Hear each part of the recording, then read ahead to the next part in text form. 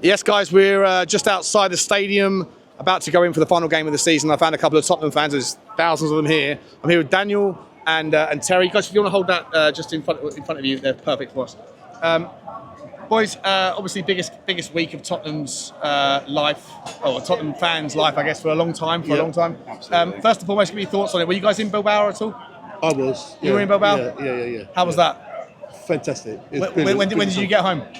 Late Thursday. Did you make it to the parade on Friday? No, too knackered for that. I did. You made it to the parade, did you? Yeah. What was that like? Did you get It close? was fantastic. Got as close as we could. Yeah, but it was amazing vibes, as you can imagine. It was really great. Unbelievable. Really enjoyed it. Yeah. So, with regards to the actual result, I've got to sort of get some sort of specific categories, I guess, to go through.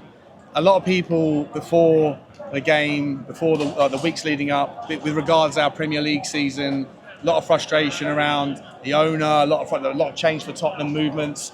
I remember back in the Liverpool game, I think it was before the Liverpool game for the Carabao Cup semi-final, there was probably 3,000 people marching against the owner. I don't know if you guys, or how you feel about the owner generally, but please elucidate, how you feel about him before then, and whether or not you think that this trophy, this first trophy in 17 years, second trophy in his entire tenure, has that changed or influenced your opinion of the owner in general? Start with you, Daniel.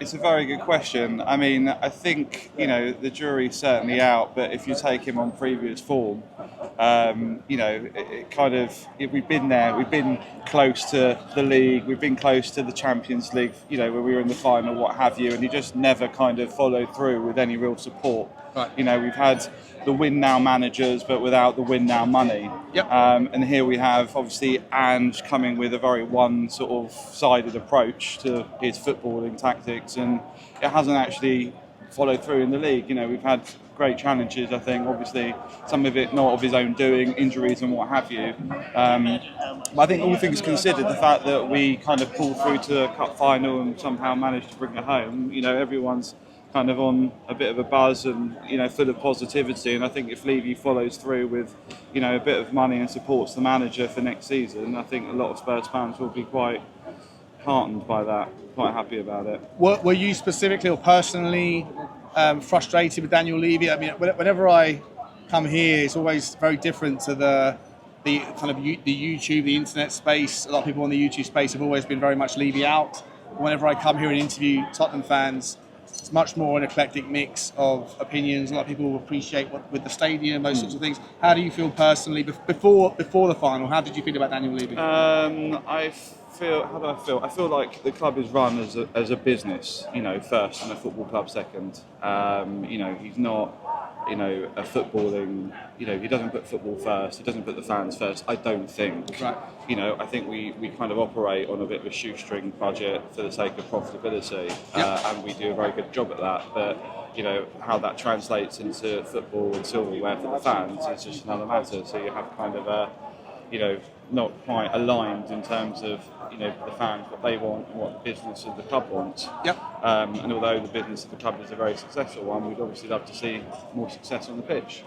So, last question before I come across to Terry. Do you think that maybe the people that feel more strongly about it than you do? Yeah. Do you think that this particular last week has given him maybe a stay of execution, a reprieve, a bit more rope or something? And then we'll see what happens in the summer. Absolutely I do. Yeah. I think undeniably, these things don't come around often enough. So I think when they do, I think everyone kind of tries to get behind the club and, do their best to support. And, we're ever hopeful, I think, Spurs fans. Do you know what I mean? Yeah, of course. We have short it's the hope that kills you. It's the hope that kills you. We've got short memories. Next season we'll be full of the buzz and the vibes for, being European champions and whatnot, and then hopefully kick on from there, 100%.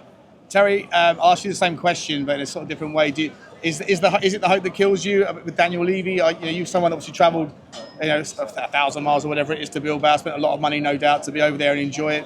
Do you think that this chairman has given Tottenham fans enough reasons to expect more moments like what you experienced on Wednesday? It's difficult. The way you've worded it, it's difficult. I think. Overall, I think he's done a good job. Okay. I get very upset, and I've had discussions with people in the ground about, in the middle of the game, the chanting, "We want Levy out." I mean, they were doing it when they were 3-0 up against glint. Right. Yeah, I think it's bonkers. You Same. know, I agree. I think the I agree. supporters should be there to cheer them on. What they want to do outside the ground is fine. I mean, they've got their opinions. So, I mean, I think Daniel's right. I think it's where we're at now, and follow-up is that there was no follow-up after they lost to Liverpool. Yeah. There needs to be follow-up. Yeah. But then when you analyse it out, I don't know who you're going to get rid of and who you're going to keep either, you know? Sure. Because, you know, so many of these players have done so well, so they're so young.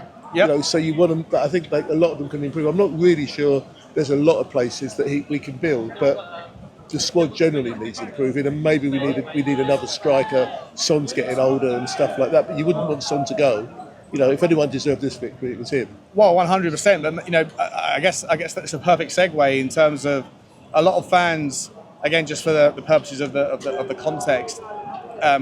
Tuesday afternoon, I saw a poll on Twitter. 15,000 people answered it. Are you Ange in or Ange out? Yeah.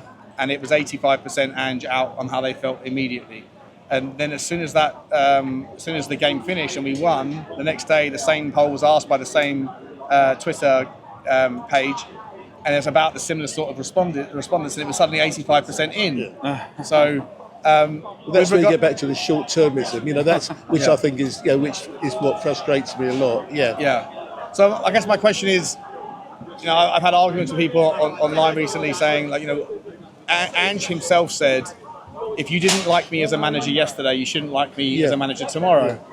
And I think that there's I'm curious to know whether when you mentioned Sonny as an example, at some point you have to say goodbye.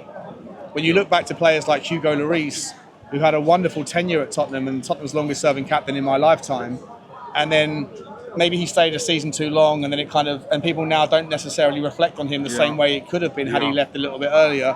I wonder whether Sonny, who's probably on the decline a little bit as it comes with age, is this the perfect time to say goodbye? I think not. No, I think he's a leader. I think he's a big inspiration. You put on the side the amount of money he raises for the club. Oh, that's it. It's another factor, though.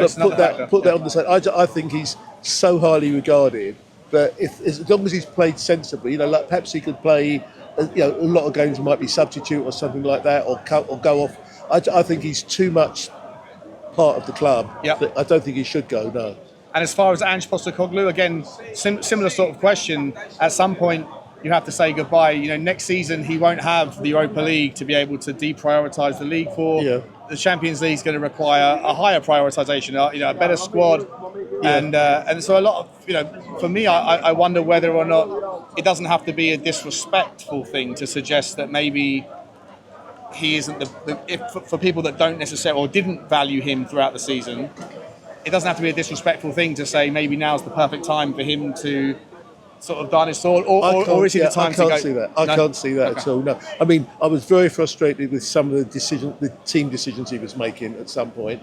But generally, I think he's given too much, and you know, he's adapted his game. And the other question that you might ask is, who else?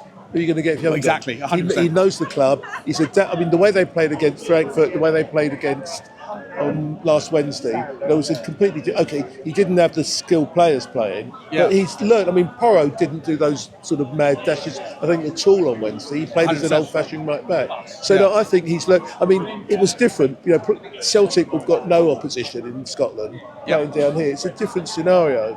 So yeah, I would be inclined to say I think it would be bonkers to get rid of him, to be honest. Daniel? I'd have to agree with. I mean, I really like the way he comes across as a person, and I think he's got a bit of that sort of Harry Redknapp about him. Do you know what I mean? Yeah, like, of course, put his arm around you and bring you together, and kind of.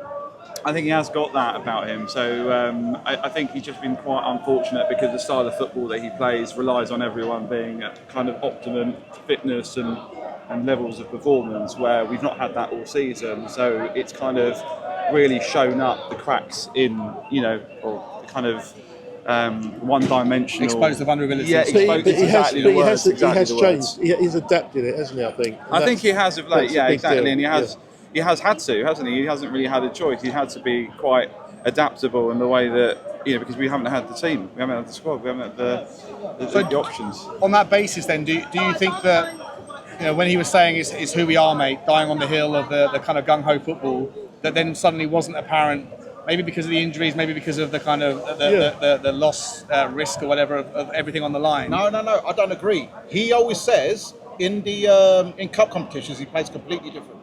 He's always said that, but no one wanted to listen, right? He told everyone, and they laughed. He said a lot of things. No, I just want to finish this and then I'm gone. He told everyone and they laughed. He told everyone that they didn't believe, but here we are. Thanks, mate. What I was going to say was, he also, when he made an interesting point, I told everyone I'd win in my second season. Yeah. He did. He did that, yeah. But he also said in his first I'm not season. sure he said I played different ways in cups. I'm not sure he said either. He might have said that when they had all the injuries towards the end of this season. Yeah, he also said expect the title challenge in the second season. That didn't happen. He also said in the first season we played too few games, in the second season we played too many. If you sort of say everything, then you'll be right half the time. You know what I mean? So, and again, this is not like my pitch for an Ange out, because I think that on meritocracy, if the club were to decide to give him a following season, I think that it's more than justified. Yes. But if the club also made a decision based on the league form to go in a different direction, whilst I completely understand your point, it might be madness, I think the club could possibly justify it based on They could, 17th but league. Right? I come back, I say with whom, and Martin Samuel did an interesting article in the Times this week saying it would be a real old-fashioned type Spursy thing to do. Right. Yeah, you win something, you get rid of your manager. If there was a couple of great managers hanging around, maybe. But it's just, they've won something. Why get rid of him now? Yeah, 100%. Why get And if rid you of are him? Daniel Levy and you're leaning into to go back to the first question, that kind of at least momentary pause on the hatred towards him, if he makes a change and decides to sack Ange and go somewhere else and it doesn't work, then he'll be forever chastised for changing something that wasn't necessary to change, that didn't deserve to change, and it screwed up. Whereas if he sticks with Ange and then it doesn't work next season, then at least he can say, well, the value of his asset, the value of his asset is going to be more protected. I can't see a case for him. I really can't. I was a bit peed off with some of his team selections. But you're going to be though, right? Yeah, that's what I'm supporting. Opinionated and passionate fans. We've all got opinions on what's that's exactly right. Yeah, it doesn't. I mean, what he's achieved is what's paramount. 100%. Do you think we can win a trophy next year? I like to think so. Yeah. Why not? Champions I'm League? hopeful. No, I think it'd be It's a step too far. I think probably domestic. That's fine, though. Domestic That's fine. cup. I'll say for that. Also, do you think that this win has reset expectations? So now, if we don't win a trophy next year, is that a potential catalyst for there to be frustration again with the fans? Because now we've got to taste it. We want it every day. We want it every year. I think Champions League would still be okay, wouldn't it? Yeah, I mean, it would be. The winning of a trophy is fantastic. Yeah. But no one wins them every year, do they? No, a Champions League place would be fine. Yeah, FA Cup would be fine. I'd settle for that. Thank you. Guys, you guys have been absolutely sensational. Thanks so much. Appreciate you. There you go, guys. Smash the like, smash the subscribe. Let me know your thoughts on Daniel and Terry's comments. See you on the next one.